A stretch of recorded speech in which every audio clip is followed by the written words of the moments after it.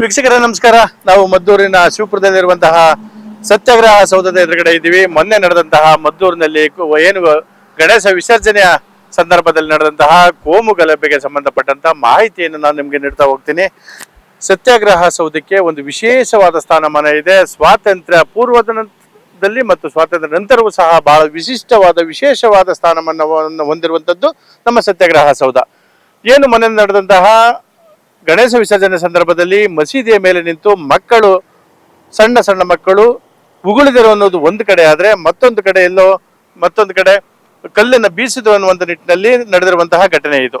ಈ ಘಟನೆಯ ನಂತರ ಕೋಮು ಗಲಭೆ ಸೃಷ್ಟಿಯಾಗಿ ಇನ್ನೊಂದು ಸಮುದಾಯದವರು ಸಹ ಖಂಡಿತವಾಗ್ಲೂ ಅವರ ಎದುರುಗಡೆಗೆ ಬಂದು ಸಂಬಂಧಪಟ್ಟಂತ ಏನು ಕಲ್ಲು ಯಾವ ಕಡೆ ತೂರು ಬಂತು ಆ ಕಡೆಗೆ ಮತ್ತೊಂದು ಕಲ್ಲನ್ನ ತೂರಿದ್ದಾರೆ. ಅದಾದ ನಂತರ ದೊಡ್ಡ ಕೋಮು ಗಲಭೆ ಆಯಿತು.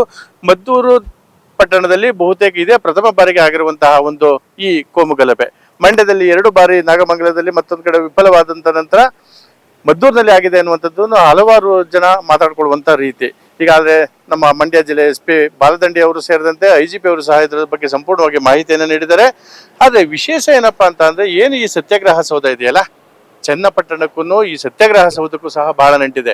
1938 ಅಂದ್ರೆ 1947 ಸ್ವಾತಂತ್ರ್ಯ ಬರೋಕ್ಕಿಂತ ಮೊದಲೇನೆ ಇಲ್ಲಿ ಒಂದು 1938ರಲ್ಲಿ ಇಲ್ಲಿ ಧ್ವಜವನ್ನ ಹಾರಿಸೋ ಮೂಲಕ ಸ್ವಾತಂತ್ರ್ಯ ಸಂಗ್ರಾಮಕ್ಕೆ ಎಡೆಯನ್ನ ಮಾಡಿಕೊಟ್ಟಿದ್ದಂತಹ ಈ ಸ್ಥಳ.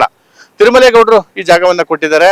ಅದಾದ ನಂತರ ತಿರುಮಲೇಗೌಡರು ಜಾಗ ಕೊಡೋಕ್ಕಿಂತ ಮುಂಚೆ ಸತ್ಯಾಗ್ರಹ ಸೌಧಕ್ಕೆ 1938 ಏಪ್ರಿಲ್ 6ರ ಸಂದರ್ಭದಲ್ಲಿ ಕೆಂಗಲ್ ಹನುಮಂತಯ್ಯನವರು ಸಂಸದರಾಗಿದ್ದಂತ ವೇಳೆ ಈ ರಸ್ತೆನಲ್ಲಿ ಹೋಗ್ಬೇಕಾದ್ರೆ ಇದನ್ನ ಗುರುತಿಸಿ ನಾನು ಇಲ್ಲಿ ಏನಾದ್ರು ಒಂದು ಮಾಡ್ಬೇಕು ಅನ್ನುವಂತ ಬಂದಂತ ಪರಿಸ್ಥಿತಿಯಲ್ಲಿ ತಿರುಮಲೇಗೌಡರು ಇದಕ್ಕೆ ಜಾಗವನ್ನ ಕೊಡ್ತಾರೆ.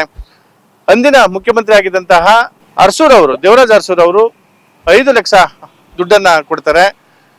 ಆದ್ರೆ ಇದಕ್ಕೆ ಮುಂಬೈ ಮೂಲದವರು 80 ಲಕ್ಷ ರೂಪಾಯಿನ ಎಸ್ಟಿಮೇಟ್ ಮಾಡಿರ್ತಾರೆ. ಆದ್ರೆ ಸ್ಥಳೀಯವಾಗಿ ಯಾರು ಒಂದು 13.5 ಲಕ್ಷಕ್ಕೆ ಒಂದು ಎಸ್ಟಿಮೇಟ್ ನ ಮಾಡಿರ್ತಾರೆ. ಹಾಗಾಗಿ 13.5 ಲಕ್ಷಕ್ಕೆ 5 ಲಕ್ಷ ರೂಪಾಯಿನ 4 ವರ್ಷಗಳ ಕಾಲ ನಮ್ಮ ಕೆಂಗಲ್ ಹನುಮಂತಯ್ಯನವರು ಅವ್ರಿಗೆ ಎಲ್ಲಿ ಹಾರ ತುರಾಯಿ ಆಗ್ತಾರೋ ಆ ಎಲ್ಲಾ ಹಾರ ತುರಾಯಿಗಳನ್ನ ಹರಾಜಿಗೆ ಇಟ್ಟು 5 ಲಕ್ಷ ರೂಪಾಯಿನ ಇಲ್ಲಿ ಹೊಂದಿಸ್ತಾರೆ. 1970ರಲ್ಲೇ ಶಾಸಕರಾಗಿದ್ದಂತಹ ಕರಿಯಪ್ಪನವರು ಕೆಂಗಲ್ ಹನುಮಂತಯ್ಯನವರಿಗೆ ಮೊದಲನೇ ಹಾರ ಹಾಕಲಿಕ್ಕೆ ಬಂದಂತ ಸಂದರ್ಭದಲ್ಲಿ ಕೊರಳಿಗೆ ಒಡ್ಡದೇನೆ ಹಾರನ್ನ ಹಾಕಿಸ್ಕೊಳ್ಳದೇನೆ ಕೆಂಗಲ್ ಹನುಮಂತಯ್ಯನವರು ಅದನ್ನ ಹರಾಜಿಗಿಡ್ತಾರೆ. ಅವತ್ತೇನೆ 1,001 ರೂಪಾಯಿಗೆ ಆ ಹಾರ ಅಂದ್ರೆ 1970ರಲ್ಲಿ ಹಾರ ಅದು ಹರಾಜಾಗುತ್ತೆ. ಅದಾದ ನಂತರ ಹಣವನ್ನ ಹೊಂದಿಸಿ ಸ್ಥಳೀಯವಾಗಿ ಸತ್ಯಾಗ್ರಹ ಸೌಧವನ್ನ ಕಟ್ತಾರೆ.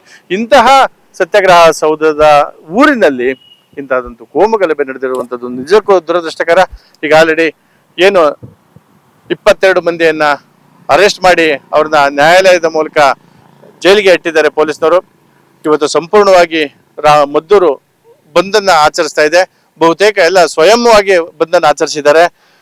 ಇಂದು ಸಂಜೆ 4ರಿಂದ 5 ಗಂಟೆಗೆ ಶಾಂತಿ ಸಭೆಯನ್ನು ಸಹ ಇದೇ ಮದ್ದೂರು ನಗರಕ್ಕೆ ಸಂಬಂಧಪಟ್ಟಂತಹ ಶಿವಪುರದ ಬಳಿ ಕೊನೆಯ ಜಾಗದಲ್ಲಿರುವಂತಹ ಪದ್ಮಾವತಿ ಚೌಲ್ಟ್ರಿಯಲ್ಲಿ ಆಗುವಂತಹ ಮಾಹಿತಿಯು ಸಹ ನಮಗೆ ಲಭ್ಯವಾಗಿದೆ.